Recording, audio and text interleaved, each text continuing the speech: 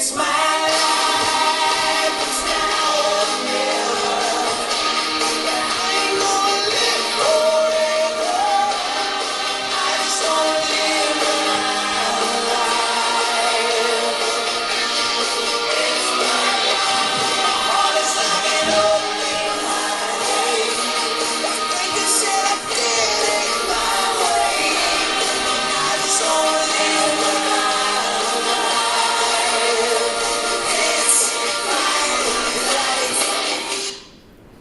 Howdy, everyone.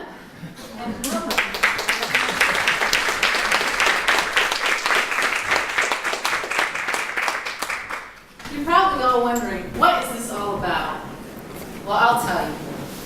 It's about the mystery and journey called life. Life is a mystery, as we said. Life is a paradox. Life is messy.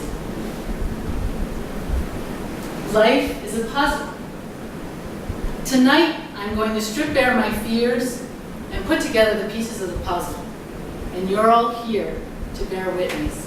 Welcome to my naked life.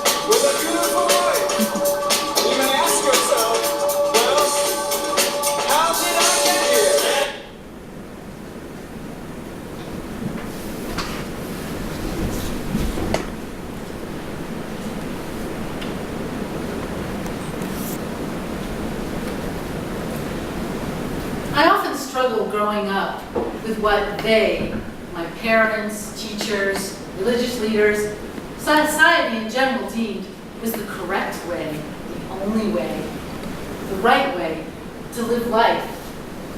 I was generally a good little girl and I played well with others, but I also had my wild side, as you can see here.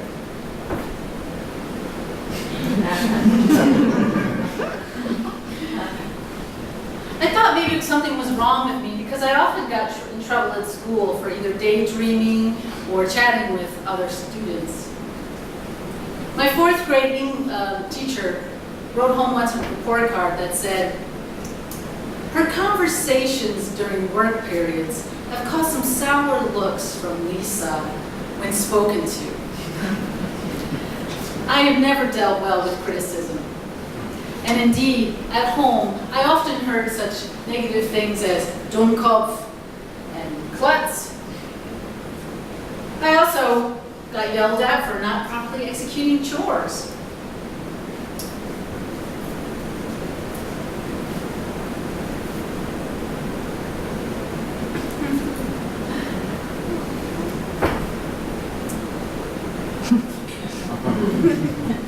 I wondered if I wasn't so sensitive, whether these kind of things would have bothered me so much.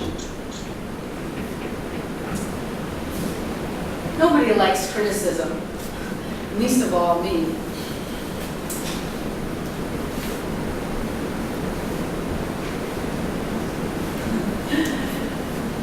So whenever I've received criticism from others, I've always responded quite negatively.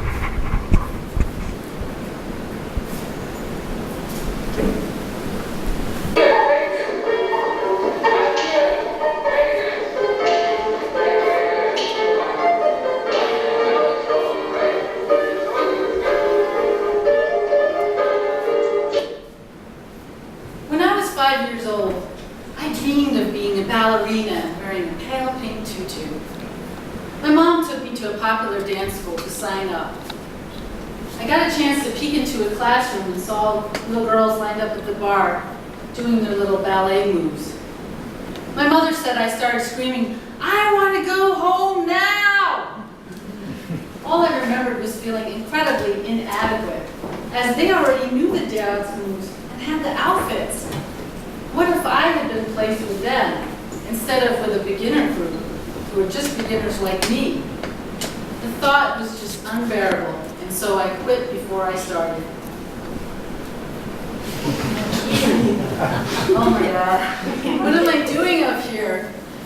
What was I smoking when I decided to do this? I can't do this. I don't have what it takes. Other people, they're the one that has the talent. No. My biggest fear is being afraid of looking foolish in front of other people. That's right. So this is a big deal for me.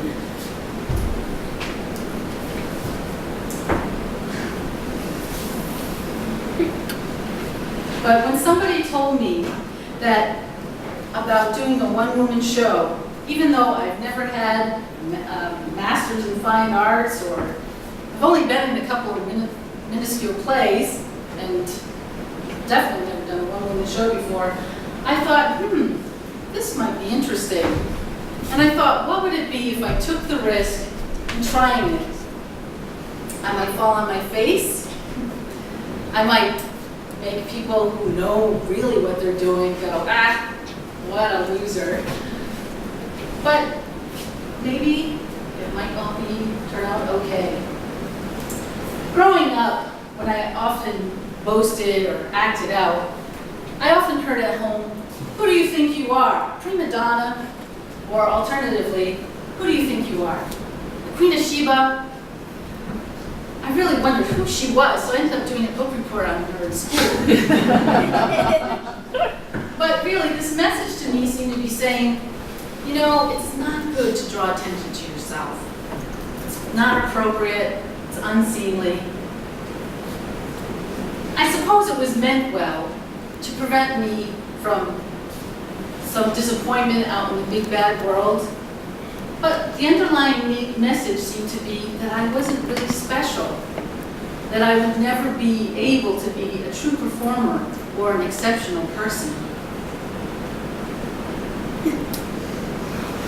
I've always felt that I didn't have the know-how to do something. I also felt like I was unworthy somehow, and so why try? My motto became, if at first you don't succeed, why try again? Case in point, during 8th grade math, I was failing all year. I did actually take some tutorials towards the end of the year, and at my Regents exam, I was confidently going through the questions, saying, hey, I know this, until I got what I thought was an impossible question. The answer that I had gotten wasn't one that jived with any of the multiple choice possibilities. So I immediately thought, I don't know how to do this question. So when I reviewed the exam, I just skipped right over it and didn't even bother to check it. Later, I found out I had just made a mechanical error, not adding correctly or multiplying or something, and it kept me from getting a perfect score.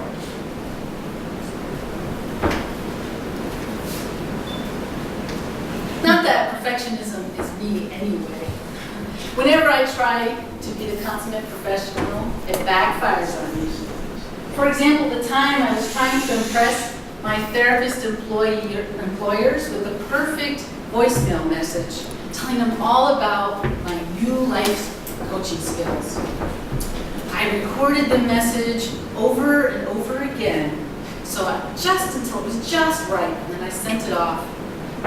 Later, my bosses told me, Lisa, you are really funny, because every single one of my messages came through in a long string.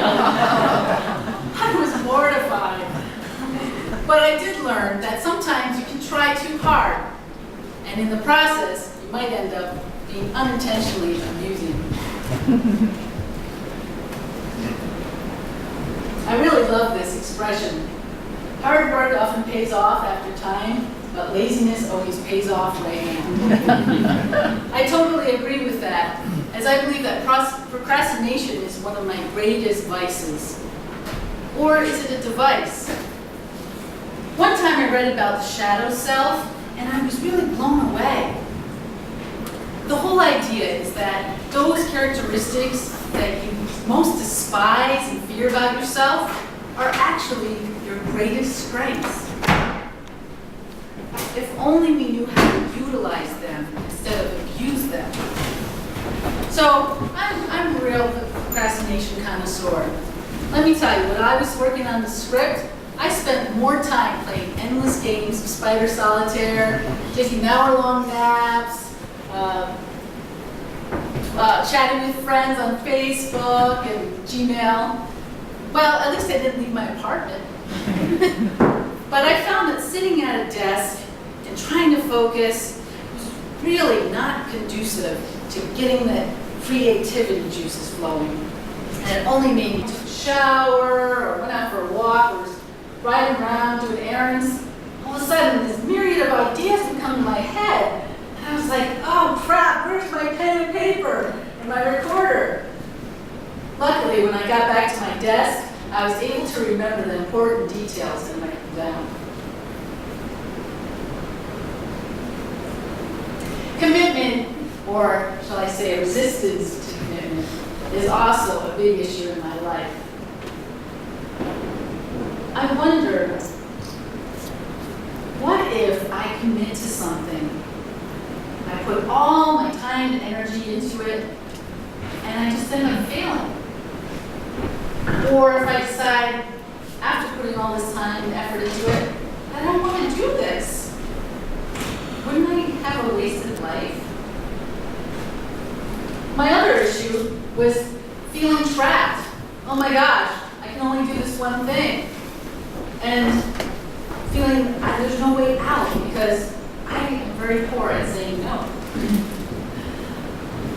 If only I could say to myself, you know, I can do anything I want, anytime I want, and decide to change my mind anytime I want. Then I would be in good shape.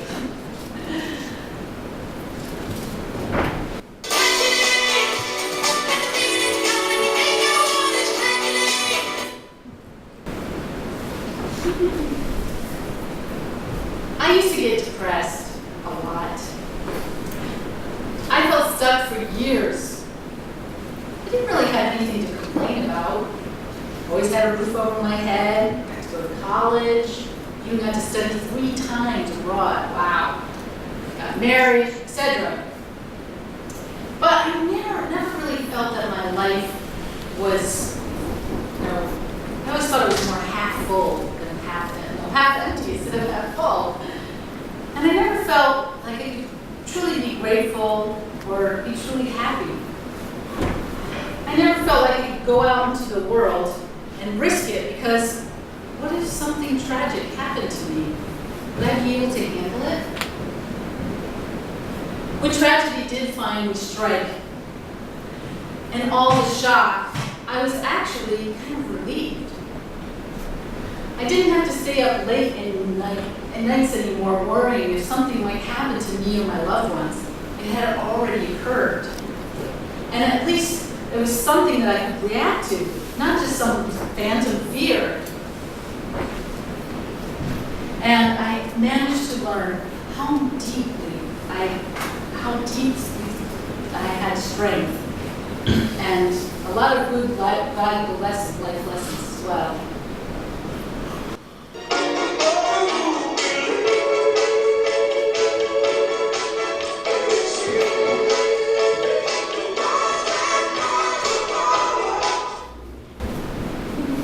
This song reminds me of my brother, Peter, on top line. When we were little, we used to sing this song at our family campground, amongst other places, and it's just kind of stuck with me for a long time, is the connection to my brother. On September 11th, 2001, when I found out my brother was missing, cold shivers ran down my body. I always had thought of my brother in obnoxious terms. His loud voice, his even louder laugh. But these were the things that endeared me now to him and kept him alive in my heart. As a child, he was very sensitive, and he often wore his heart on his sleeve. That and being a carrot top made him an easy target for bullies at school, and I happened to suffer by association. Peter always had a deep passion for music, and he played a series of instruments, from piano, then clarinet, bass clarinet, contrabass clarinet, the cymbals, and the bass drums. In high school, he managed to turn the taunts from childhood into compliments, and he took on the persona of the character Beaker from The Muppet Show and would entertain his cohorts in the marching band, going, "Me, me, me." My brother was a loud and passionate person.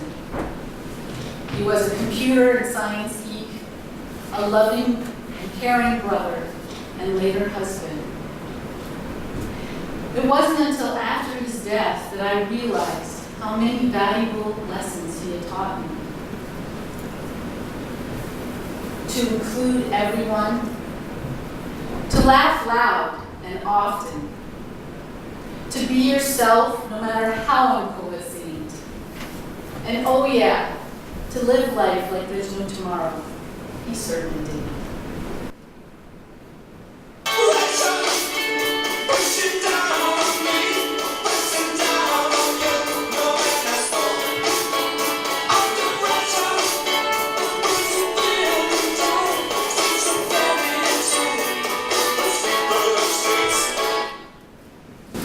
By 2003, I thought, I'm going to quit my dead-end secretary job and I'm going to start a business as a cross-cultural coach/trainer/language teacher. About that same time, I started getting these pangs in my midriff, and I asked my acupuncturist about it. This started a lengthy, scary medical search that ended months later with me being diagnosed with cancer. This cancer, a neuroendocrine or carcinoid, is pretty rare. Only about 1,000 people get it per year. And perhaps for that reason, there's no cure. But the good news is, it's slow growing. So you can live for years, maybe even decades. I had become a ticking time bomb. How lovely. But really, this cancer taught me that we have nothing to fear but fear itself. After all, what is more fearful than a disease that is incurable? I went to doctors monthly, waited hours in waiting rooms. They couldn't really tell me much about my disease. And getting 4 times a year CT scans and injections for my symptoms of diarrhea and flushing. It all proved to be too much, and I decided to stay away from doctors and render my own cure. I read about this woman in Wisconsin who had the exact same disease and was in the end stages, preparing to die. So she decided to go home and do whatever her heart desired. 2 years later, she went back in for tests, and she found out that not only had her disease not progressed, but it had vanished completely. Whenever I say these words, I get goosebumps on my arms. I am getting them right now, because it really speaks to me and my own belief that what you really need to do to cure yourself in your life is to follow your own path. Voice messages. Hey Lily, it's Dee Dee. It's about 1:15 on Wednesday. Thank you so much for that movie. That was did give me a good chuckle. And my thoughts and my prayers were with your family on, the week of September 11th. So I'm sorry that I didn't call sooner to let you know that and to express that. I'm glad Jay is home. I hope he's doing well. I'm glad Isabella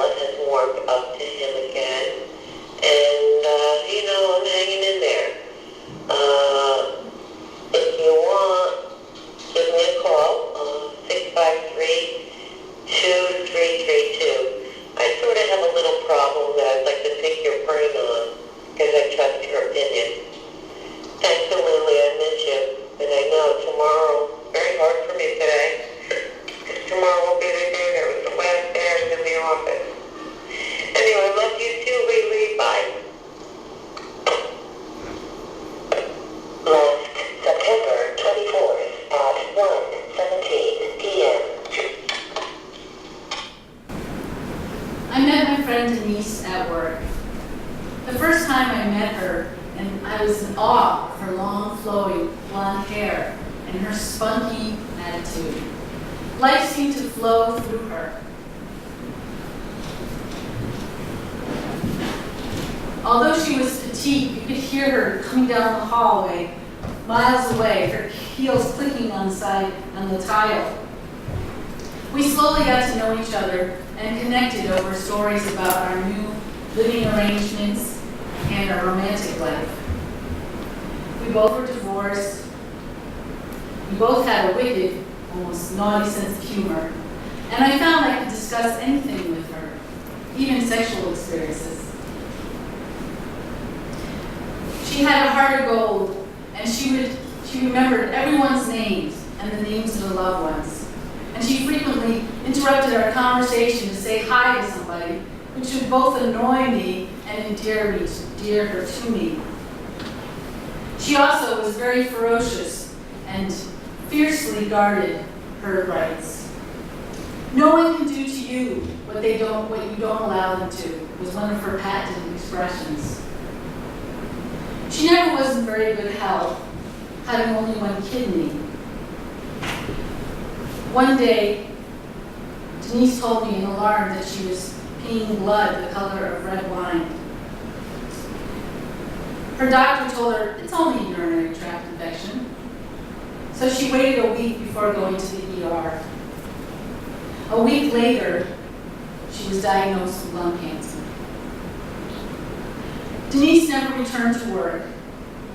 About a year later, we were conversing over the phone, and she told me how strange it was to have a "Do Not Resuscitate" sticker on her fridge. I felt great sadness and told her every chance I got that I loved her. Denise died on November 19, 2008, only a year and a month after being diagnosed.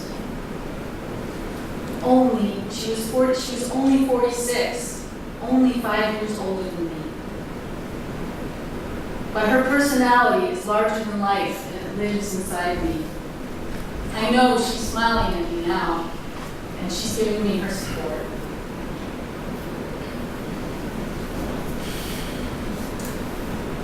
These 3 life experiences have really taught me how important it is to live your own life. Not just for me, but for those who had great potential but died too young, which could be me as well if I didn't get started truly living.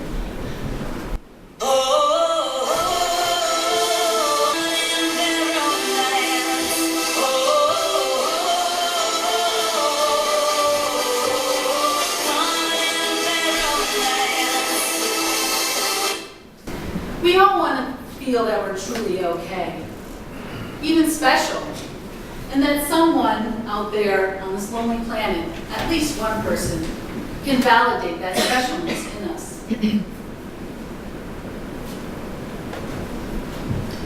Intimate relationships are the most vulnerable.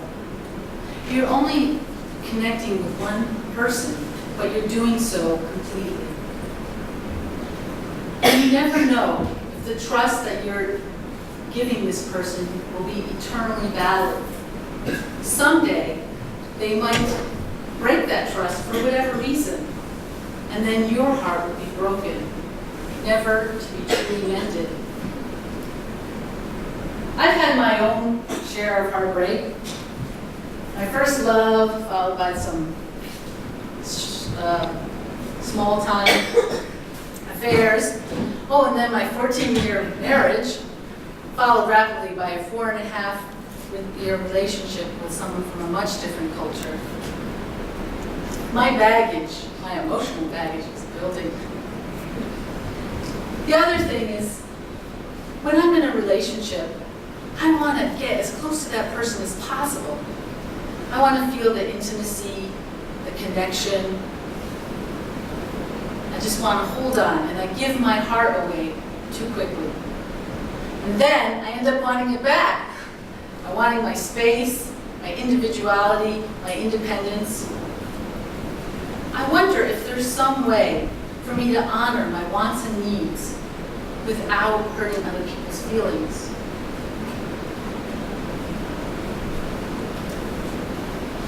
This quote from Rumi indicates my romantic uncertainty. I don't know whether the union I want will come through my effort, or my giving up effort, or from something completely separate from anything I do or don't do.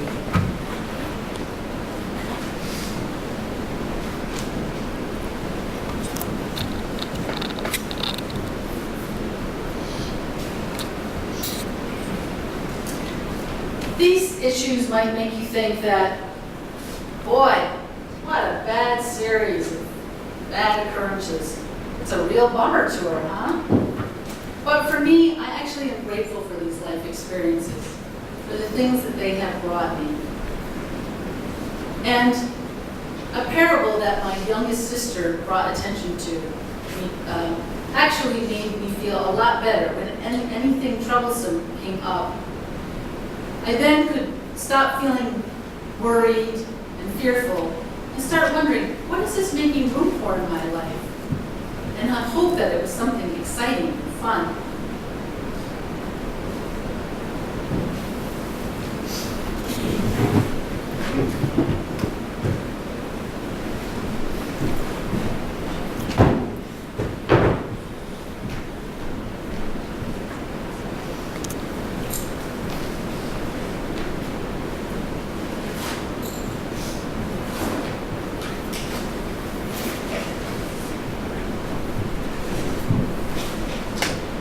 A farmer had a horse that ran off into the countryside.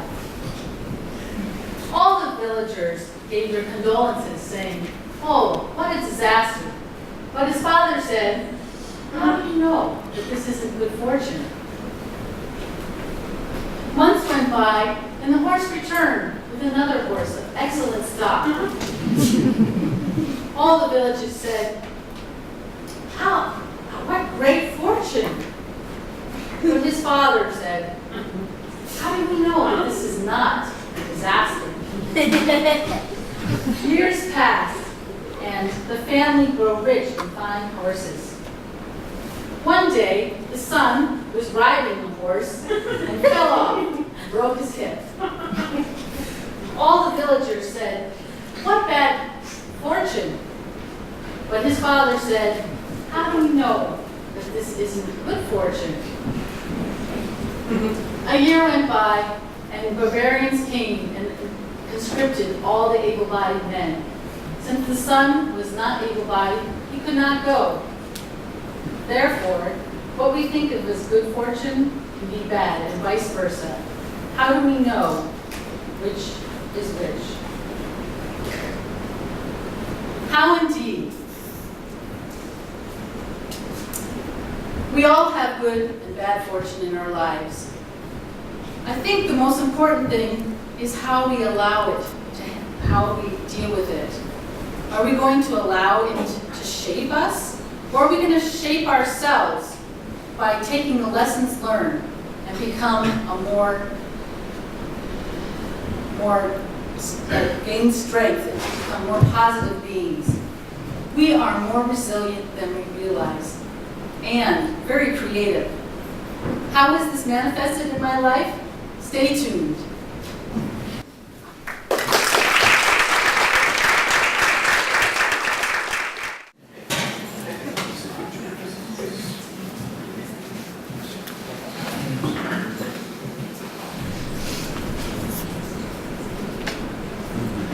Welcome back, folks, and thanks for coming again to the second part of the show.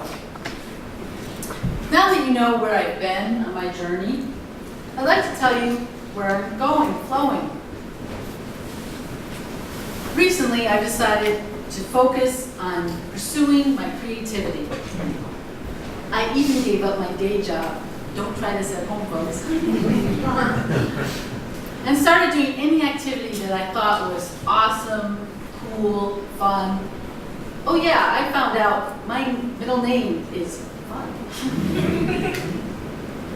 At least it's better than that dirty four-letter word called work. I have taken up many different things like cake decorating, went to a voiceover seminar, voiceover acting seminar, took a few documentary filmmaking workshops, and many dance lessons. Anything that was creative or that involved performing or entertaining.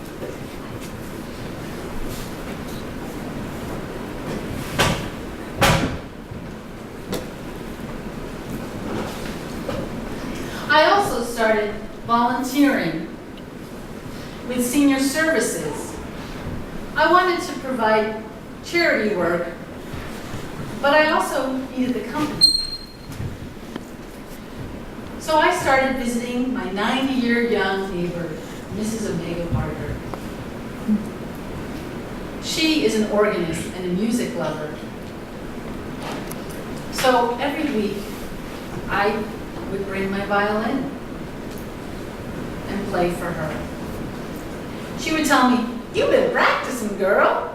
I said, "Oh, no, I only play for you, only for you. And now I will play for you too. I hope you will be as generous as Mrs. Parker."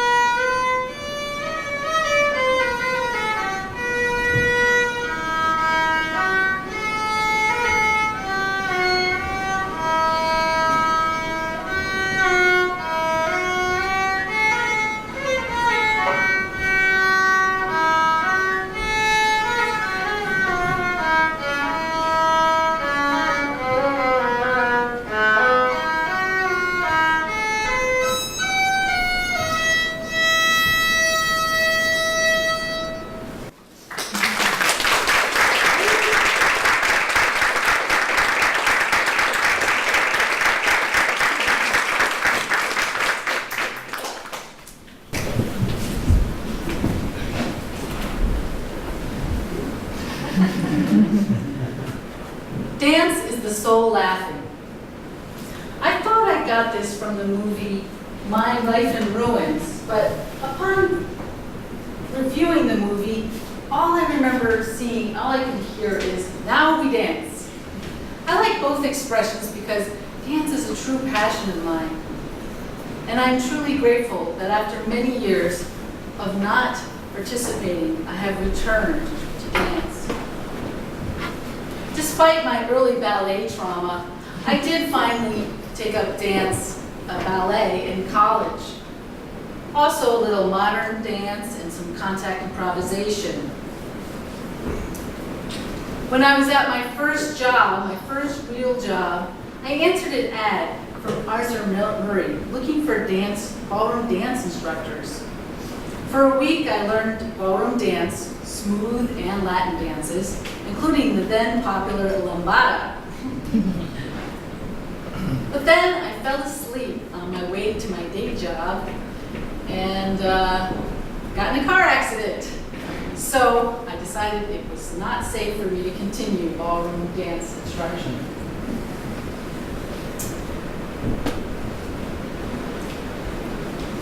Two years ago, at some point I heard salsa and I was enthralled. But I couldn't move my hips and I was petrified to go to a club. 2 years ago, I heard about Zumba, an aerobic dance that involves Latin music and dance steps. And I thought, cool, this is a good way for me to get my Latin groove on. And indeed, it has gotten me more comfortable in my body. I would now like to perform for you one of my favorite Zumba dances.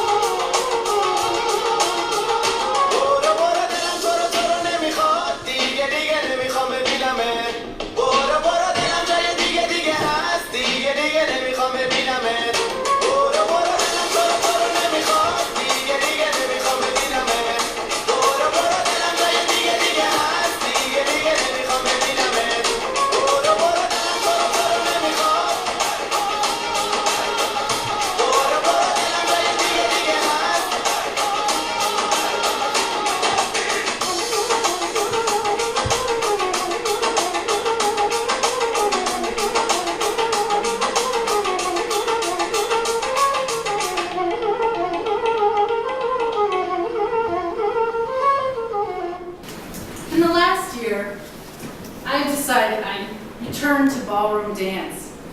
I also took up Latin and swing dance as well.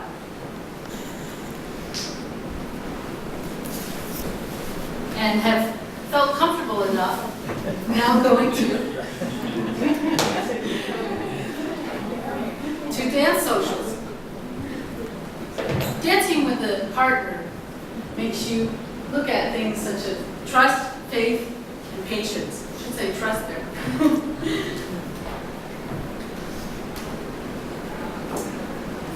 You have to trust that your partner knows what he's doing and can lead you around the floor safely. You also have to have faith that you can follow the signals that he's giving you. Step here, turn there, go under his arm.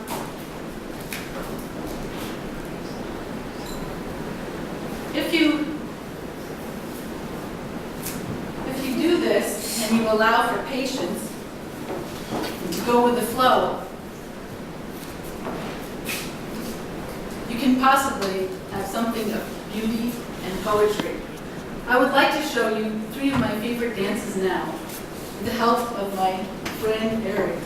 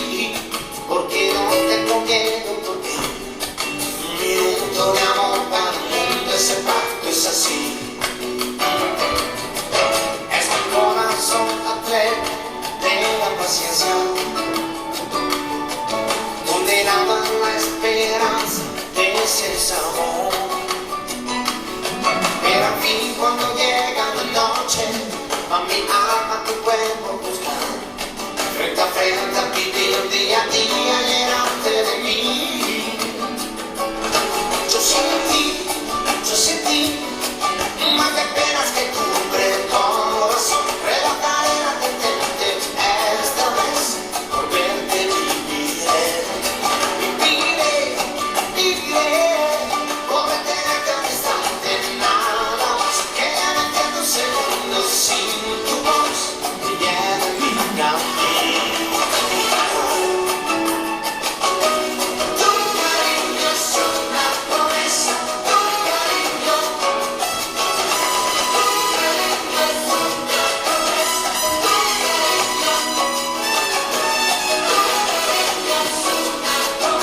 tu cariño. I thought it might help with my cancer, and at any rate, I thought it would ground me more spiritually. She checked over my chakras and told me that there were 3 that were out of balance. Upon further intuition, she intuited that I had a rough entry into this world. Tears of recognition welled up in my eyes because I had indeed been born with my umbilical cord wrapped around my throat. And I was such a deep purple that I was almost black. When I relayed this to her, she started working on my throat chakra. And I felt suffocated and like I couldn't breathe. But all these years of not feeling like I could speak my truth because I didn't want to hurt anybody or look selfish or self-centered, it all made sense. And then afterwards, it was amazing. I felt more free and like I could actually say what I needed to say.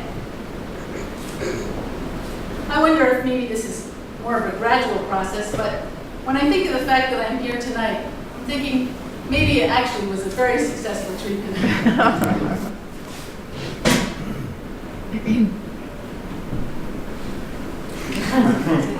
I love getting attention. I don't know, I mean, it might be a little vulgar to say, am I an attention whore? Well, let's just settle for attention junkie.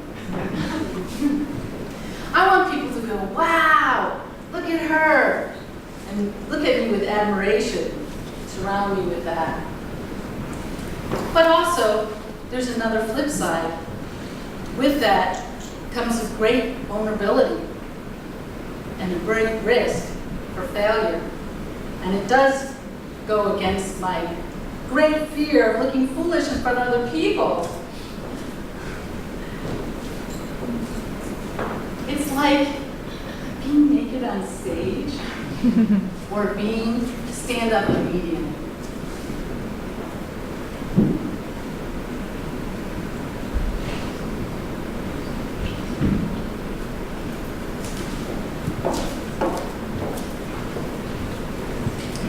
Is this on?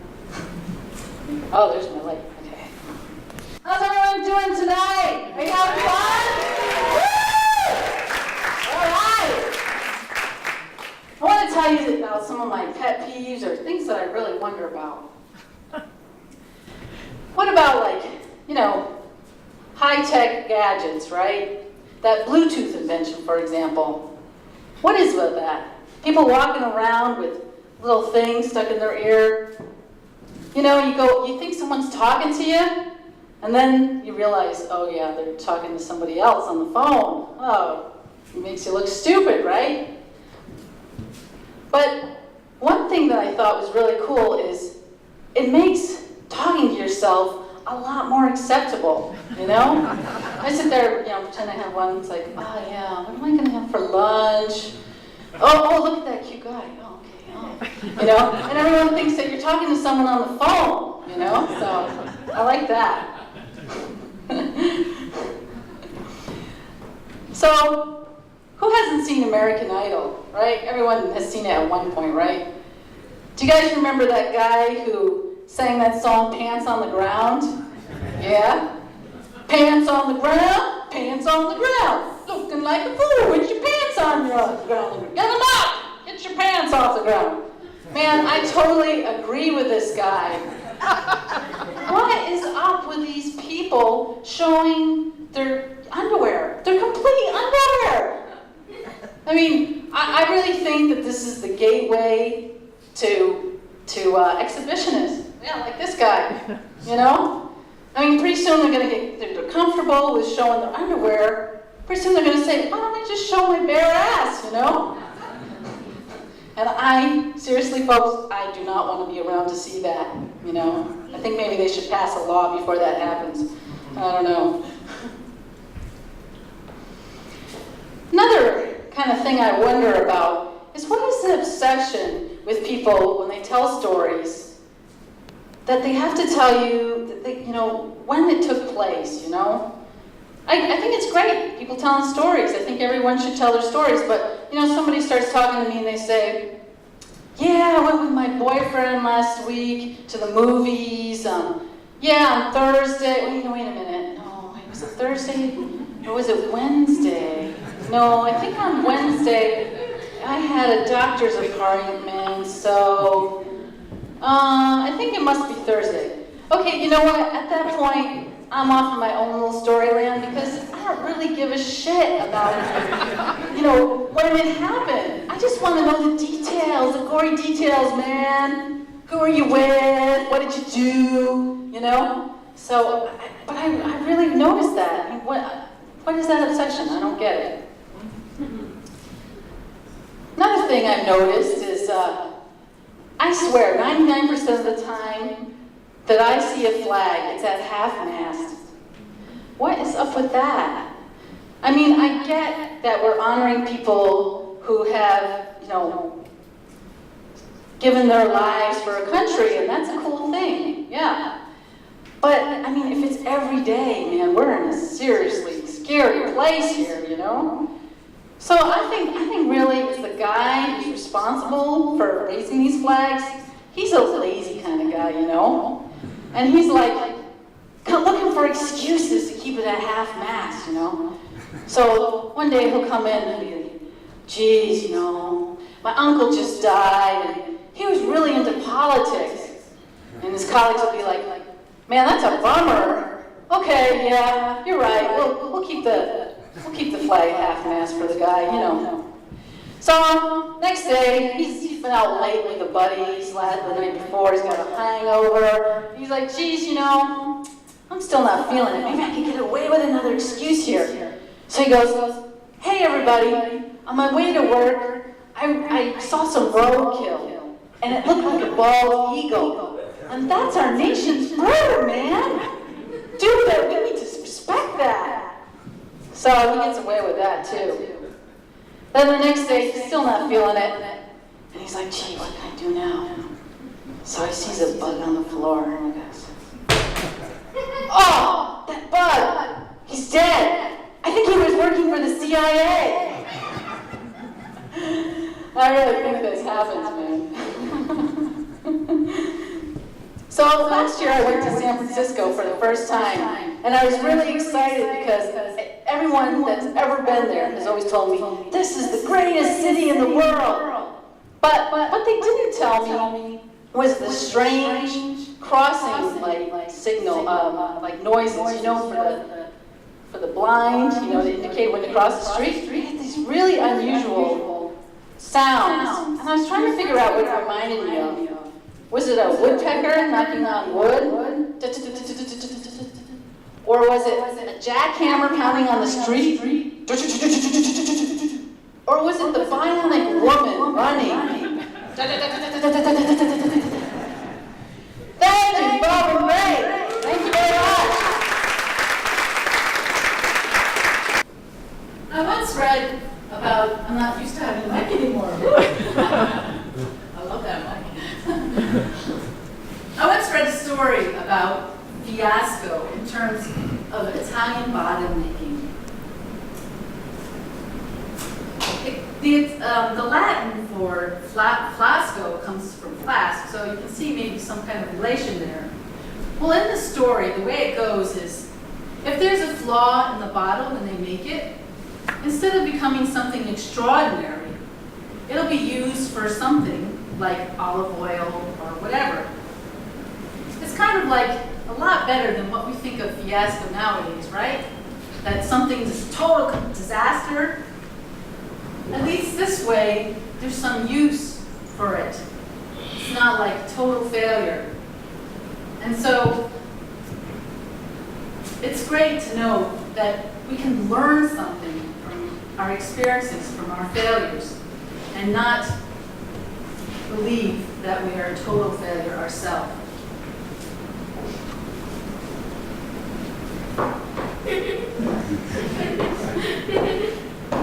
Everybody that I've spoken to about my performance has been really, really supportive. And I was really amazed by this. And I love that. And it's great to get support from other people. But you have to slay your own dragons. You not only have to follow your dreams, but you have to follow your demons as well. Because they don't want you to be happy and empowered. And the louder they get, the closer you know that you're getting to what is real for you.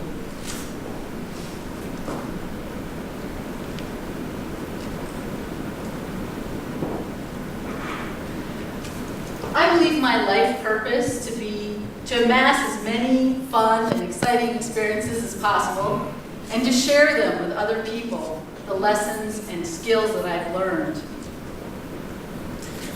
I love the fact of being able to help other people, not just for the sheer ego of it, but also to see the change in people and ultimately in the world, to be the change I wish to see in the world.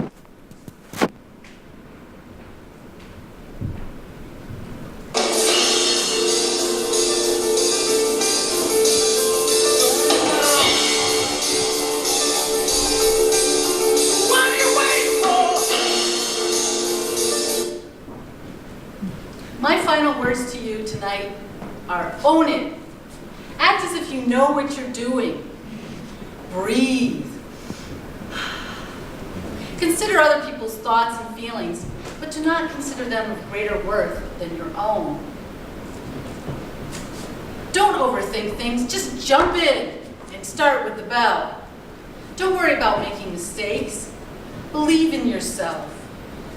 You are something of beauty, strength, and brilliance.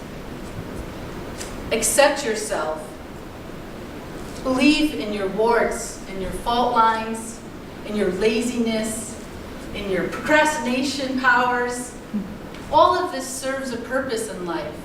Everything in good time.